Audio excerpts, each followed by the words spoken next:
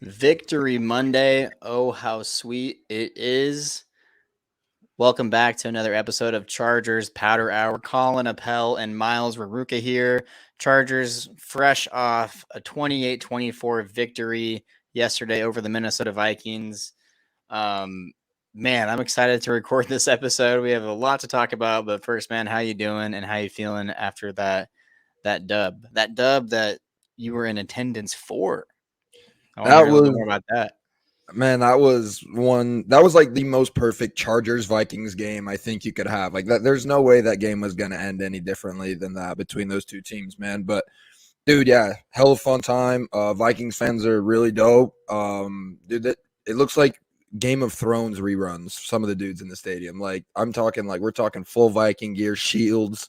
Like it's badass. Some of the dudes there, but everyone, it's that Midwestern hospitality. Everyone was awesome to us, and at the end of the day, we got done all that I cared about, which was getting the win. So I'm great, man. Definitely a little bit roughed up today. Definitely had my fair share of celebration drinks last night. We haven't had a victory Monday in like what, like 9 months, 9 8 9 months, Been a something minute. along those lines.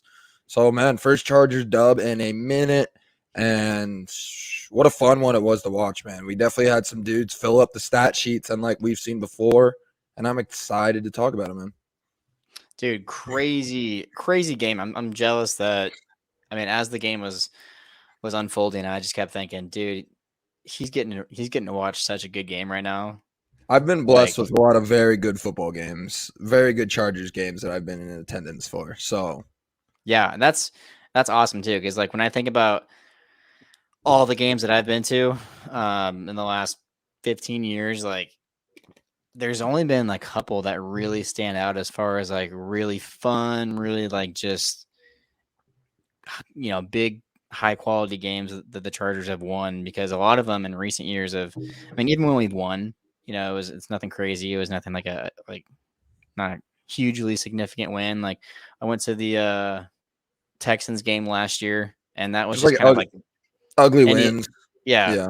ugly win, nothing too crazy. You're happy to see him get the dub, but I would say I think the best game that I've been to was also a game that you were at, and that was the Thanksgiving Day game in Dallas in Yeah. 2017, I believe. Phillip Rivers going off for like 400 yards, 3 touchdowns, Keenan Allen breaking ankles, Desmond King pick six to the house. What I a team mean, that just was, man. Those a days were crazy fun. game, and like one of the few Charger games that I've been to that was just like from the jump everything went right. It wasn't Stress stressful, free. Yep. stress free, and just a fun one to be at. Now this one definitely was not stress free, but still a great game to go to. Yeah, dude, hell of a fun time. It's honestly crazy. Like that was probably like my fourth best game that I've been to, Chargers game. I mean, I've just been Thursday night in Kansas City, that Las Vegas at the end of the year. I was my first game in Qualcomm was to clinch the playoffs in overtime against the Chiefs. Like Yeah, I've just been blessed with a lot of very, very good football games. So yeah, this one yeah. was definitely one for the list. One of my favorite games I've been to in a long time. It's actually been a minute since I've caught them get a dub. I believe it was that last time we won at Arrowhead was the last game I was at in which we won. So we were on a bit of a skid. But yeah, man, what a game. It was awesome. Yeah, dude. I mean, the crowd just looks so loud there, even just from the broadcast. I can't even imagine what it felt like to be there in person, because even the commentators were saying like it is loud here. And then I even saw something, I think after the game came out, that the crowd noise actually affected Cousins and the offense on that last drive, That was all which me. That was actually all me. That was like all my voice. Yeah. So I'm built happy I could different, do my part. Yeah, for dude. sure. Yeah, built different. You are him, that's for sure. Timothy. Well, let's go ahead and get into it, man. I I can't wait any longer. So, Chargers getting the dub, 28-24 over the Vikings. Um, I think immediately what stood out to me was just Justin Herbert. We got to talk about Justin Herbert, but bro Himbert. balled out, and top top 3 game of his career, top 2, not 2. I mean, I was trying to think of like another performance stat wise and just win, everything else. And I was struggling to think of a better performance than what he had on Sunday. I mean, he was dialed in. You could tell, dude. Like, he was just not missing throws. I mean, It was 40 for 47. It's insane. Insane. 405, 3 touchdowns. I mean, dude, and take into account that wasn't even all of our throwing yards. We threw for 460, and 49 of them came from the arm of Keenan Allen, which is awesome. So, dude, just what a fun game. I'm gonna remember that play for the rest of my life, especially when I'm thinking about this game, and I'll be like, that's when Keenan threw that touchdown to Mike, and yeah, Justin Herbert, man, he's that guy, pal. He's that guy, pal. Dude, yeah, crazy game to go to. God, I'm so jealous. You don't even know right now. But yeah, so let's talk instant reaction here, because obviously, I mean, Chargers had to get that win to really kind of keep their, you know, playoffs just alive. I mean, statistically, teams that start 0-3 do not climb out of that hole very often. So it would have been a very tough situation to be in. And it felt like in the last minute there, it was another one was going to slip through our fingertips. And I'm sure you just had to be sick to your stomach sitting there Oh once yeah. that 4th and 1 did not. And I'm sure that stadium just went crazy. Oh yeah. But Chargers hang on. They find a way to hang on. The Vikings out-chargered the Chargers, and 1-2 playoff hopes are alive and well. Vegas coming to town this week. A lot to look forward to. But what was the instant reaction when you were walking out of the stadium on yesterday, I should say? Man, I couldn't believe we won that game. I told everyone we were with, I was like, we're not gonna get this done. Like I've seen this team blow these kind of opportunities too many times before. I was fully convinced we were not gonna get the win there. But man, talk about having a shitty defense all year, but 2 goal line stops in the final 2 minutes to seal up a win is they showed up when it mattered. And hopefully that seems to be the story of our defense in big games like that is, they'll play horrible for like 4.5 quarters and then suddenly they'll just show up and make a play right when it matters. So that was the case yesterday. Obviously, Justin Herbert, pretty much everything was just given to him. Keenan Allen literally didn't have 10 yards, didn't have another dude within 10 yards of him. It felt like pretty much all day. Um, just a flawless performance, really, by the offense.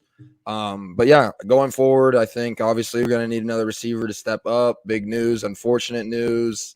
Not all great things came out of the game yesterday. Mike Williams, torn ACL.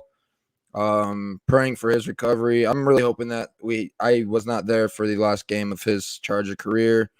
A lot of speculation going on about that, but yeah, I was just really at the time, I was just happy to get out of there, get the win, and I guess now we're on to Vegas.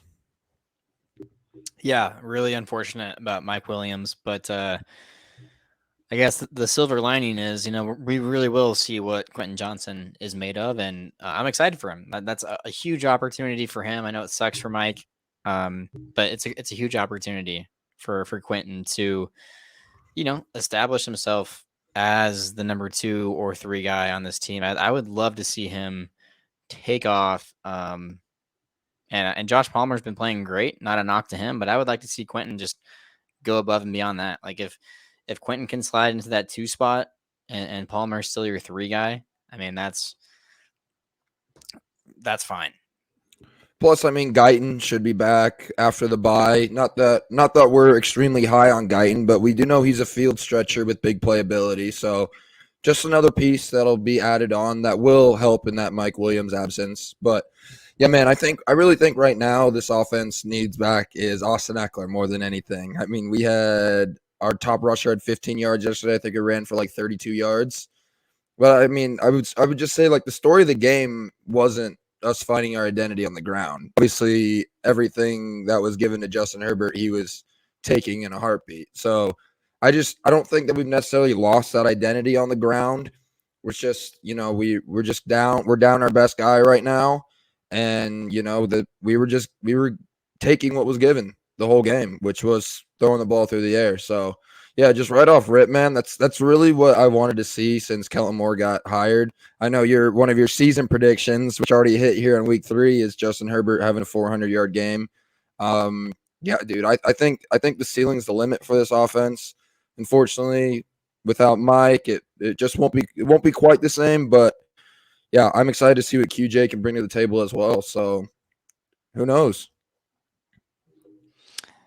Yeah, I agree, and this is something that I knew was going to get brought or just going to be a thing after Kellen Moore said it.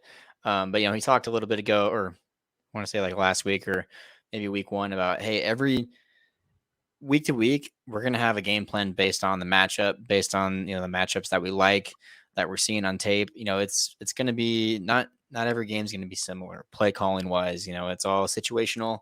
We've already seen that. We've seen a game where we were run heavy, and that week 1 against Miami, I don't know how many rushes we had as a team, but we put up 230 yards on the ground. So that was just kind of the identity of that game and that matchup was, hey, we're going to be able to get our yards, move the ball, move our offense on the ground. We don't need to force it, down the field into a Fangio zone scheme where the windows can close pretty quick, and you're asking for trouble, especially if you're throwing the ball 30, 40 times. But this was completely different. Yes, Austin Eckler not being out there definitely changes things, but it's definitely a matchup they felt comfortable with, really just abandoning the run, because that's really what they did. And look, Justin Herbert won this game for the Chargers yesterday, and it's crazy to think that 405 yards, 40 of 47, 3 touchdowns, barely wins you a game. I mean, that looking at that stat line, I would have liked to think we had at least won by 10 points, let alone a touchdown. But That's not the reality of Chargers football, unfortunately. that's just not. It just isn't. And that's great.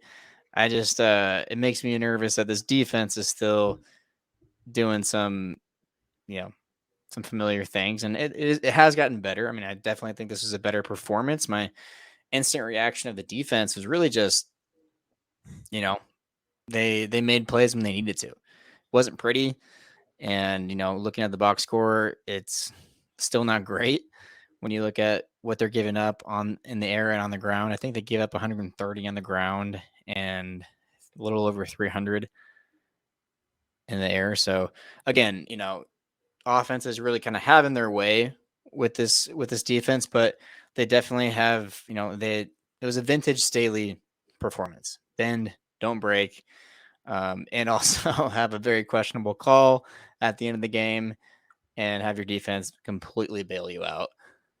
Vintage Staley defensive performance. How weird was that? The offense was called upon to end the game, and it ended up being the defense that ended the game, man. But yeah, overall, pretty quiet box score on the defensive side until you look at number 45. Dude, Tuli Tulipilotu is here, and he is that guy on this defense. I mean, He's a stud. I'm hoping that we just continuously see more and more reps. Dude, he's defensive rookie of the year, like front runner in this league right now. He 9 hurries is the most since Nick Bosa, and that's only second overall since like the Statcast era has begun. So, Wow. dude, yeah, I mean, Thule through 3 weeks has been absolutely impressive. Another guy to shout out, especially these last 2 weeks. Kenneth Murray's looked really good these last 2 games. Obviously, made that game-winning interception. Kind of more of just the right place at the right time, but I mean, it didn't fall through his hands or anything, so we'll take it. Yeah, got to shout out the defense for those last 2 stops for sure. I mean, they won the game. I mean, it's kind of like the the unsung hero, but yeah, I mean, they had opportunities to do it week 1 and week 2, so it's great to see them at least come through when you need them the most, and to be able to hold. I mean, to be able to hold basically 2 goal line stands back to back to end the game. I mean, that's impressive. That shows fight. That shows that they were gonna, fight to the end. And I mean, I was not expecting them to pull it out, but here we are, 1-2. 1-2. Vegas comes to town next week. I'm thinking 2-2 at the bye, and then the real season starts because it is a gauntlet after the bye. But man, yeah, right now this game, man, I don't see who's going to be able to stop this offense right now. I mean, especially just looking at our schedule, the Raiders, dude, we should hang 40 next week. I know we won't, but we should. And I mean, Cowboys just lost Trayvon Diggs. Chiefs defense has been pretty good, but I mean, dude, this offense right now, Kellen Moore and Keenan Allen are best friends right now because he just knows how to get that dude open, and Justin knows how to deliver that ball to him. So with this duo right now, dude, we might see a career year. If Keenan stays healthy this year, we will see his most productive year in the NFL by far. And to think some people on Twitter this offseason wanted to cut him and use that to free up some cap space. And I'm like, bro, how quickly do we forget? When he is available Third and Keenan, man. and he's on the field, he is as good as anybody there is. I mean, I think it's extra sweet that he was able to go off against the Vikings and Justin Jefferson, because Yeah. that just kind of like shows, hey man, like I'm still here. I'm still like I'm the old vet, but ain't nothing's changed. Like it was great. And He's still that Jefferson, I guy. think, had hilariously, Justin Jefferson did not extend his streak of 150 games because he finished with 149. You So, mean yards, not games, but yeah. or excuse me, 100. Yeah, Games yeah, of yeah. having 150. Yeah, that's hilarious. I didn't even know. I wasn't even thinking about that stat going into the game. I couldn't remember how many he had. I bet it's over at 100 though, which was a lock, and I know you bet him to score a touchdown. So, but yeah, I would say overall, I mean, outside of Justin Jefferson, really, Vikings didn't have too much. They were able to get a few chunk runs here and there, but they didn't really have another really consistent receiving threat. You know, Hawkinson had that one fumble, and then the interception tipped off his hands. So not a really a great day from him. I was just pretty proud of how resilient we were able to really be on offense, and just how consistent we were able to just take the ball down the field. I don't remember quite right, but I don't think we had a 3 and out at any point yesterday. But I it felt like we were don't. just able to move the ball at will. Yeah, Every now and then we would have a penalty or two to backtrack us a little bit and stall the drives. But other than those, once we got going right off the rip, no looking back.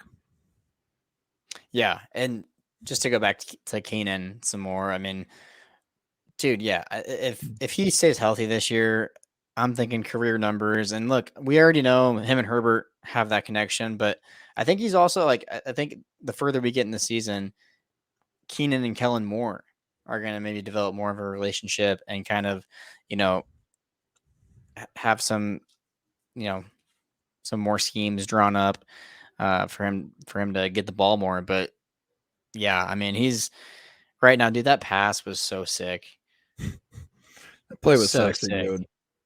That was What awesome. an athlete! That's stuff that we're not used to seeing as chart. Well, not as of recent, back in the LT days, but we don't. It doesn't feel like we do like trickery or anything. Which having Kellen Moore come in is just such a nice breath of fresh air this season. And man, I hope this isn't just a yearly rental before he turns into a head coach, because I'm really excited for what he could do. Yeah, and the offense. I do want. I mean, we're talking just talking about the offense in general. Lots of good things yesterday. Obviously, looking at the box score, it's a stat nerd's dream. But I do want to. I don't know. I'm not trying to be that guy, but like I was meaning to ask you, like, what's up with some of the situational play calling? Not that it's all bad, but there were definitely some moments. And you tweeted something last night about how you agreed with the call to go for it on 4th and 1 with under 2 minutes left, up 4. Um, but what's up with that play call? Like, I don't get it either. When you have a 6-6 QB, it seems like it was less than a yard even. It was ruled it was like at a yard, but Well, I'm saying they called it a yard, but it was in between the hashes. Like it was a lot less than a yard. When you have a 6'6" QB, I mean that just seems like a no brainer to me. You know? I thought so. And then it got me thinking. A buddy of mine who listens to the show every now and then. So TJ, if you're listening to this, Shout out Tej. what's up? Shout out TJ. But he's a diehard Cowboys fan, and so Oh, immediately when the news, dropped this offseason that Kellen Moore, going to be the OC, I immediately text him. He's like, okay, like give me the good, give me the bad. I give it to me straight, and lots of good things. Initially, uh, very, very satisfied with him being the OC, and hard not to be when you're one of the top offenses in the league, scoring wise, yardage wise. But he did mention he's like the one thing that could or probably will drive you crazy at some point is the situational play calling. And it's funny because I really haven't brought it up. I mean, I've kind of forgot about it until last night, this morning. But we've already had a couple of examples this season. It's only week 3, but we've already had a few examples of some questionable situational play calling. I think of, week 1, the inability to go down and get 3 points to win the game at the end of the game. Obviously week 2, a chance to go out, win it in overtime, and, the 3 and out, the miscommunication. And then, yesterday, the 4th and 1, it's like, it wasn't even a regular handoff. It was like some fullback. Kelly was yeah, like, and yeah, it no, was, it just was terrible. So it got me thinking, like, I'm not calling him out, but like, it's just a trend that I'm going to be like keeping tabs on, because I just didn't know if anyone else had noticed that, or, the, just that familiarity of Kellen Moore, having a history of doing that. I don't know if anyone else was aware of that, but it's definitely something that I thought of and wanted to bring up because I don't really yeah. love it. Well, no, I mean it's been 3 straight weeks of some pretty good examples of that. I mean, especially yesterday, dude. I love the decision. Go for it. I did not want to get our defense back out on the field. Um, I really just wanted to put the game away there. There was only about a minute 30, I think. Vikings had no timeouts though, so I mean that first down ends the game. So I love the idea to go for it, but yeah, I don't know. They just ran some like weird little off put like counter handoff to Josh Kelly, and it got stuffed right away. So I don't know why we didn't go to the QB sneak there. I mean, with how big of a guy Justin Herbert is, it feels like a no brainer. But I mean, clearly to us, we must not know anything. So Yeah, I mean, I just hope going forward, and it's easy to be the dude on the couch, that is awesome at playing Madden. It's like, all right, here's the play I would have ran, but like, yeah, and it's definitely situational, but I would just like to see going forward more aggressive. Not, I mean, aggressiveness, because they did go for it on 4th and 1, but I don't know, just call up something better. it just, I mean, I also think we get in our heads, we watch teams like the Eagles who are able to just pull off, anytime the Eagles have 4th and 1, it's Right. automatic first down, which it's not as easy as it looks. There's a lot more that goes into it. I think it was Jason Kelsey was talking on their podcast, but there's so much more that goes into like that kind of a play call. You have to have the certain kind of bodies on the field.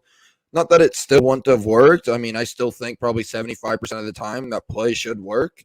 But I mean, I feel like we do get it in our head that just feels automatic from there. And obviously, the OCs and everybody know way more than we do. So, yeah. But overall, yeah, situational play calling definitely something to keep an eye on going forward. Maybe we won't have to worry about it if we just start blowing teams out. But I mean, we know that probably won't be the case. So, Yeah, in a perfect world, I would love that.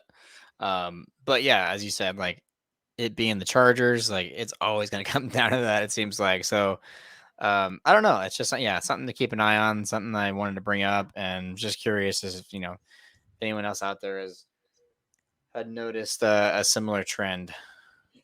Yeah, definitely something to keep an eye on. Overall, though, I mean, I've loved most of the play calls. It seems like he just knows how to use the pieces out on the field. He knows what's going to be able to come open, and he gets guys into holes that Justin Herbert can throw the ball into. So I think that he's using him very well though thus far to start the season. Yeah, 100%. I mean, hard to argue with 405 yards. Just let him cook, man. Just let him cook and sprinkle in some other good stuff in there. But anyone else? Any other thing on the offense side? God, I can't talk today. Offensive side that you want to Um, talk about? No, no sacks from what I remember. Well, they had that one that Justin Yes, like no sacks. Justin dropped the ball and then had to fall on top of it on that third down. But like no offensive line played great yesterday. No really pressures or much for the Vikings. And the Vikings sent, I saw the stat today, Vikings blitzed on 80% of defensive snaps. And Justin Herbert threw for 405 yards and had 7 incompletions. So I'd say that the offensive line definitely did their part to win that game yesterday. Yeah, that's a great way to sum it up. I mean, the dominant performance really on the offensive line side. Yeah, they're really ever. I mean, there was a couple times the pocket collapsed a little bit, but I feel like Herbert is getting so much better too at being able to maneuver the pocket. Start to use his legs a little bit more to buy him some space, and that was apparent yesterday because he was. I mean, even I think it was early in the game where I thought for sure he was going to get sacked, and then he just took off out of nowhere Yeah. for like a 12-yard gain, and I was like, Mm. oh shit, like he Pop really is off. very fast. Like you look at him out there and he's a giant, but once he gets those legs churning, man, like he can get and his acceleration, he can get up to 60 pretty quick. Yeah, no, it's no Philip Rivers back there anymore. Thankfully, it is nice to be able to see somebody run out of the pocket and go pick up a few yards instead of taking a sack. So Yeah, that's still crazy to me that we have a quarterback that can do that because 16 years of Phil and then it's only year 4 of Herbert, but I'm still just like wow, amazed yeah, when he just takes off out of nowhere. So yeah, shout out to the offensive line, heck of a performance, and yeah, nothing to talk about much in the running game. Receiver wise, talked about Keenan, talked about Mike. Yeah, I'm ready to move over to the defensive side. let's do it. Yeah, I think we mentioned earlier. So some quick stats from the defensive side of things. Chargers giving up 130 on the ground and a little over 300. I can't think of the exact number. It's like 306. I want to say from Cousins. So again, not a great performance defensively, but they made the plays they needed to this week. They didn't break. They were able to bend and keep the offense out of the end zone. You know, whether it was field goal or just defensive goal line stops. I mean, they really won the game in certain aspects uh, for this team. They iced it. The Yeah, offense had their opportunity to do that, and they weren't able to get it done. And so the defense, was able to step up in a huge way and really, you know, get some much needed momentum and confidence going into Raider week. yeah. What I really think was awesome about our defense's performance yesterday is it wasn't really a ton of our big name dudes that were the ones making plays. It was Tuli Tuipulotu, getting after the quarterback 9 times. It was guys like Nick Neiman who was in perfect coverage on that final interception.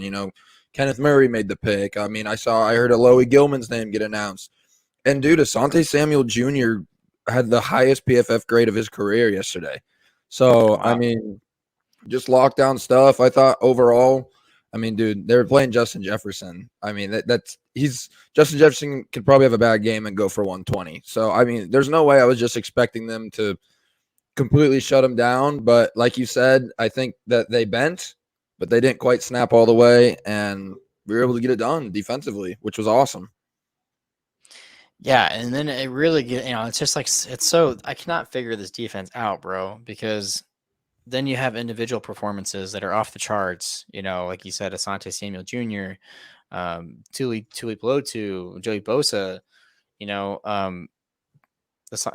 yeah. Who else did you mention in there? Sorry. Jasir Taylor, I heard his name called a few times. Nick Neiman Oh, was in there a few Aloe times. Gilman. Aloe That's who it Gilman was. Yeah. had that big strip on Hawkinson. Like it's those underrated dudes. You know, we're not hearing the names Joey Bosa, Khalil Mack, Derwin James as much as we once were. It's these younger guys that we're really seeing growth out of, which is Right. awesome. And then once these older guys, you know, they're bound to make plays. They're NFL vets for a reason that have been on like all pro teams. They're gonna make some plays. So once that starts happening, mixed with those young guys, we might have a halfway decent defense at some point this season. It doesn't make sense in my head at all. It's like you have the stars, the guys you mentioned that haven't been making as much noise lately, and then you have all these young guys that are stepping up to the occasion. And you would think, like, with the payroll that defense is, and with these young guys stepping up, like, it makes no sense as to why offenses are just moving the ball at will. I mean, yeah, sure, they're making great plays here and there, but consistently, it's it just seems like they're far and few between. Like, they're few and far between. I don't know if you feel the same way. Yesterday, I No, mean, they had some more splash plays yesterday, and they also got completely screwed out of a fumble that was fucking ridiculous. But yeah. anyways, like, they still made big plays, and they showed up. But again, it's plays they have to make. It's their do or die plays, and we've seen them come short.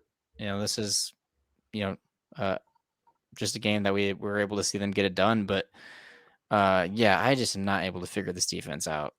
It makes zero sense. It has to be. That's why I'm convinced it's just a scheme thing. I mean, it's got to be at this point because you're right. Like this defense should be a lot more consistent than it is. The whole reason we won yesterday, the whole reason the defense did really much for us yesterday was just being able to get it done when it mattered late in the fourth, which they were able to do. But yeah, I mean, the Vikings were able to move the ball pretty effectively for most of the game. And then, here and there, like you said, that fumble was a BS call.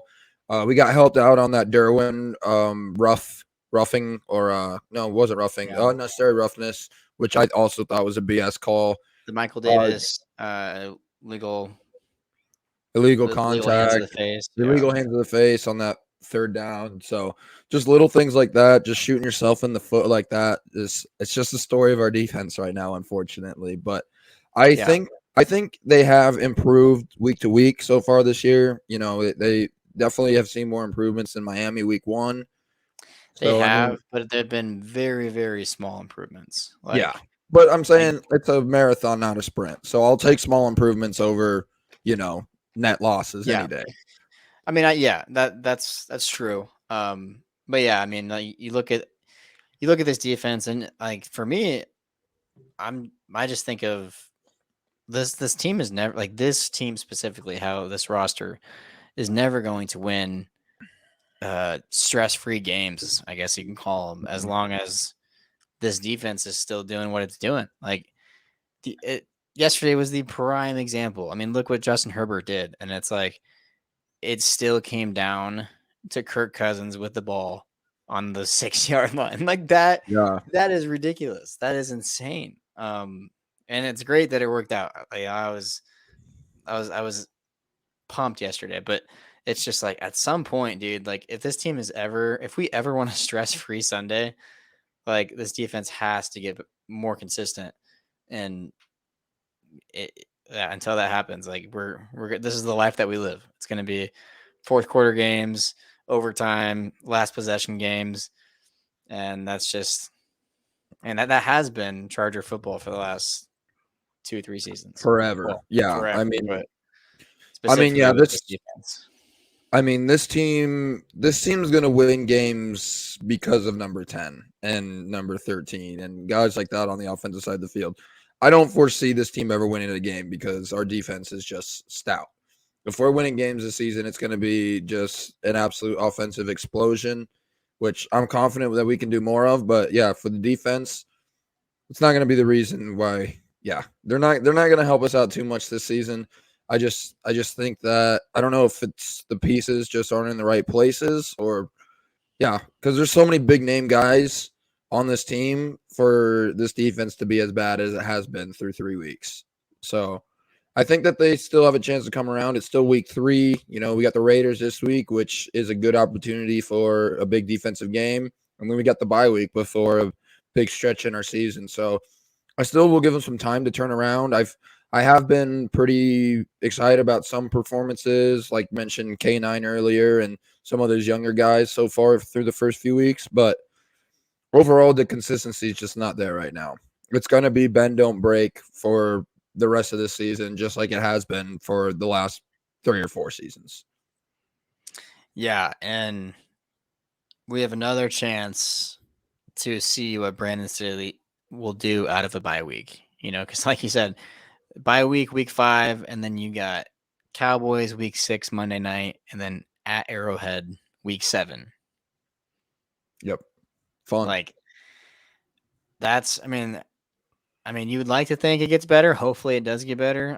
I want to see it get better, but that'll be a big tell or a big sign, test, whatever you want to call it, for this defense, this defensive staff, Brandon State.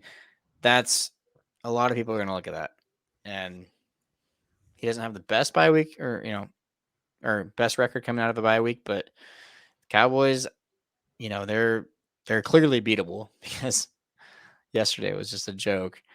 But and I'm feeling a lot better about that matchup now after yesterday. Yeah. And hey, Kellen Moore revenge game. Like I'm just saying, the storylines add up. So yeah, we'll see what this defense can do over the next couple weeks, going into and coming out of the bye week. And I do think they'll have a few games. They do have a couple games every season where they do dominate from start to finish. I'm thinking of like the Colts game last year, the Rams game. So there's a few games a year where they just show up from start to finish. Everything's working and they dominate. But yeah, consistently, that's my question. Like, can they become more consistent this season? And can they just be like, we've talked about it all offseason, can they just be a middle of the pack defense? You do not be in the bottom third of the league when it comes to defenses. And if you're able to just do that, this team can win a ton of games. What's the stat? Justin Herbert's like 20-5 in his career when his defense doesn't give up Yep. 28 points. It's crazy, man. Ridiculous. And that right there is bend don't break, man. If we just give up 20 points a week, we can live with that because we know damn sure our offense is capable of scoring much more than 20. So I'm expecting more of the same that we've seen the last few years. Realistically, I still think that we're only 3 weeks in, but realistically, I think that this team is still can win 10 games this year and sneak in as a 6 or 7 seed easily. And it's still early, and we've seen a lot of top AFC teams, that were predicted to be towards the top of the league go down with Aaron Rodgers. Bengals have not looked impressive yet. Just there's a lot of teams. There's a lot of football left to play. This defense can turn it around. I think you said it really well. I believe last year you said, but they play down to their competition. This defense is good enough to shut down some bad offenses, but I would never ever take this defense to shut down a decent to good offense. That's just I just don't think that they have the coaching to be able to do that right now, and I think it's proved itself. At least our defense did play better against Miami week 1 than how the Broncos played against Miami yesterday. So, Yeah, and that's actually interesting that you say that because I do think they play down to their opponents, but I also think they play up to their opponents. Not the Miami game. That's actually, looking back on that game, that's actually another reason why that one hurts that much more, is because that was one of the teams you did shut down last year defensively, and it just felt like they completely went away from that script, and yeah, it just made no sense. And that's usually, a big game, big offense. They usually play up to their competition as well. So that was just kind of disappointing. But when you think of all the Chiefs battles over the last 2 or 3 seasons, yeah, at the end of the day, if you look at the final score, it really doesn't look great. But when you look at what they can do for 3 quarters or a half, shut down the Chiefs, get some Mahomes, make some plays. So I do think they play to their level of competition more than just playing down. But obviously, Miami week 1 was a different story. Yeah, I would agree with that. I would never, like I mentioned, if this team's going up against a powerhouse offense, they're not gonna hold them to like 20 points. It's gonna be one of those games that Right. our offense has to score 30 and our defense has to hold them to 31 like to like 28. 24 or something like that. Yeah. Yeah, exactly. And the thing that's what kind of is like our 28, offense is 24. our offense is good enough to win those kinds of games, which is why I think we're still able to squeak out some wins this year. But yeah, defensively adjustments need to be made. Um, but you know what? I'm happy. I'm all right with how they performed yesterday. So I'm just gonna keep that in mind. Yeah, they do have another week to improve, and the Raiders did not look great last night at all. Uh-uh. So I'm feeling good going into that matchup, and I'm feeling good just overall about this team. They needed that win so badly. Like they could not afford to start 0-3. I really believe. Well, I mean, what do you think would have happened had they? Do you think? I'm just gonna say this. Do you think it would have happened had we lost yesterday? No, not a week before the bye. I think if it was going to happen, it would have been. I think they would have gone through one more week at least, and then discussed things during the bye. So That's fair. That's kind of what I thought too. I mean, Twitter was going crazy. Like and like everyone's we like, "Oh talked my god." and like we talked about, I think it would have been about like the nature of the loss too. If it was like a massive blown lead, or our defense got scorched for 500 pass yards or something along those lines. I think that would all play into any decisions that would be made about the situation. Yeah, and it definitely did not feel. I mean, look, at this point, I don't know how long or what the threshold is of time that organizations and front offices give coaches before they allow the media to start like chipping away at their brain, kind of planting seeds, and over time, like just watering them, and then like I don't know what time frame that occurs in, but it definitely starts to seem like it has to. I mean, it definitely feels like the like this year feels different than last year. Last year when people were calling for it to happen, uh, it just didn't feel. I mean, I mean, come on, like it needs more time. Like it just felt like it was not. They hadn't got there yet.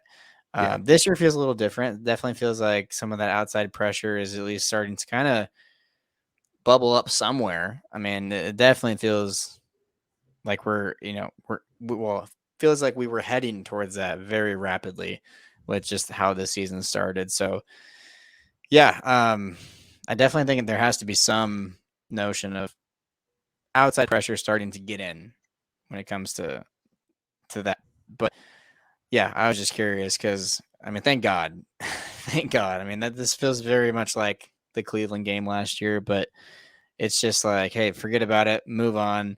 It's a win, never gonna apologize for winning a game on Sunday in any fashion. So yeah, I guess you can put you can you. The easy thing is just to forget it and like wipe the slate clean and be excited for Raiders week. But I just know like it's gonna be something that could linger, especially we'll have to see how the next 5-6 weeks go. But yeah, it's man, it was just a good old fashioned Chargers football game. That's all it was.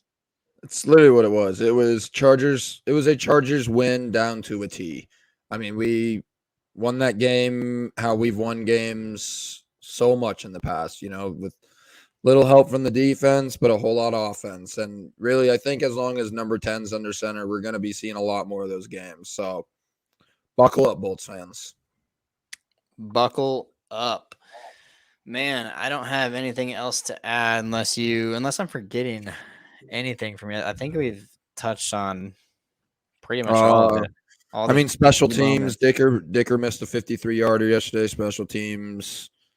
I mean, I don't know. I'm not. There's not really much to touch on it. Dicker's going to be our kicker for a while. Guys miss field goals every now and then. It's not like it was a chip shot, so I don't think there's too much to dig into there. At what point do you start? At what point would you trust him to kick a 53-yarder Not yet. to win the game? Not Because yet. that's kind of No. where I'm at. Like I love Dicker. Like that was only his second career miss, which is crazy. Yeah. However, there is like a theme building here, and that is the kind of the 50-yard barrier. I mean, he's great, and that's really where you want guys to be great is 50 and in. You know, Yeah. those are the extra painful ones if you aren't making those, especially in those crunch time moments. But it is, I don't know, like it definitely feels like a limit or like a ceiling when it comes to that part of the kicking game. And yeah, we just need to give him more opportunities, more tries. I do love the fact that it is more of a fourth and stately environment. So, you can argue kicker is even less important. And I think we've talked about that before of, hey, if you're going to go for it, on the 38 or the 40-yard line, it really, Yeah. doesn't, but sometimes you have to, sometimes you're forced to. Like, I'd rather kick a 52-yarder than just throw up a fucking Hail Mary. Yeah. No kidding. Um, so it's like sometimes, yeah, in theory that's perfect, but it is, something that it's a seed in my brain that is like, oh shit, now every kick over 50, I'm gonna be like sweating my balls off because Let's Victor just just let's doesn't just have the hope best track record there. let's just hope that we don't have to worry about kicks like that and we can just finish the drive with 7 points going forward, which with this offense I think is very possible. So if Dicker can make I extra points mean, for this offense, then I'll be happy. I would love that, but yeah, it's just something. Sorry to be the cynic, but it's definitely something that I was like, God damn, I was rooting for him so hard to make that field goal yesterday. You have no idea Yeah.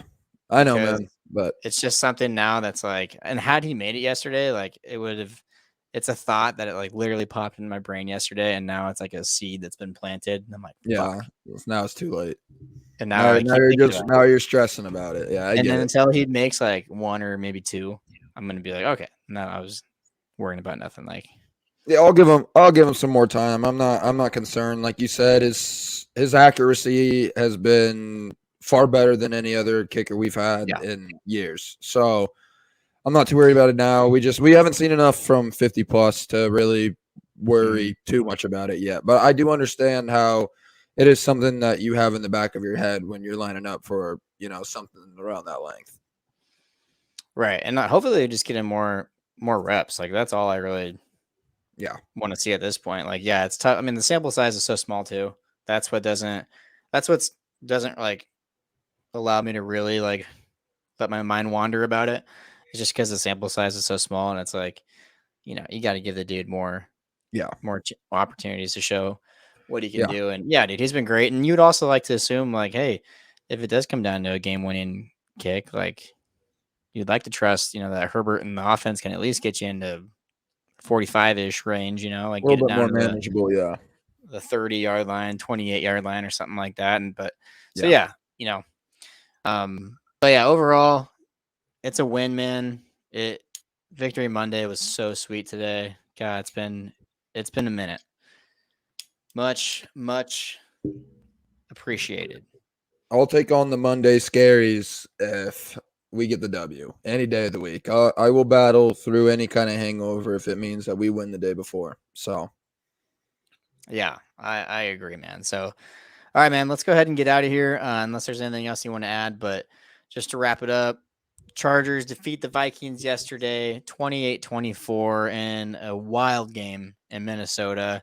Justin Herbert, 405 yards, 40-47. The list goes on. there was But actually there was an indentment on like the field when he was walking off because that's where his fucking balls were all over that stadium yesterday. So it oh, was that's crazy. great. It was crazy to see. Damn, bro. Just a big ass dent in that field. There really is. But yeah, I got nothing else to add, man. It's Raiders week. It's So Raiders week, bro. Yeah, let's get to 2-2 going into the bye week. And then, like he said, that's when the real fun begins. So make sure to follow us on social media on Twitter and Instagram at Powder Hour Pod LA for all the latest news and updates about the podcast and about our bolts going forward. And if you're watching this on YouTube, throw us a sub and a like and bolt up.